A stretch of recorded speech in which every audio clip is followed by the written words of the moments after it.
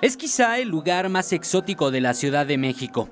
Aquí en el mercado de San Juan Ernesto Pujibet, nacionales y extranjeros acuden a realizar las compras para preparar en esta Nochebuena cenas totalmente fuera de serie. Nosotros lo que preparamos acá en local son cocodrilo, venado, búfalo, jabalí, avestruz. Preparamos lo que son platos de degustaciones de carnes para que las personas puedan probar todos.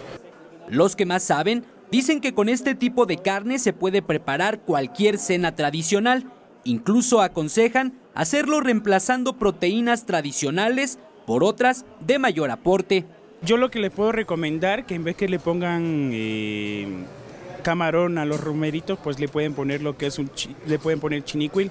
Entonces, cambiar esa receta, ¿no? Pero no solo eso. En este centro de abasto existe una variedad infinita de productos de mar. Son productos que a lo mejor nunca pensaste conocer, pero que sirven también para elaborar suculentos alimentos en esta temporada. Y tenemos esto que es el percebe, ¿sí? Que es el percebe, que es de fin de año, ¿sí? Es un producto que viene, ¿sí? Sí, que se come hervido, ¿sí? Se come hervido y es una cosa muy rica, ¿sí? Que se da nada más el fin de año. Y por si no te atreves a preparar algún alimento con estos productos, aquí una simple, fácil y sencilla recomendación. La langosta, esa se parte a la mitad y se hace a la plancha, con mantequilla o al mojo de ajo.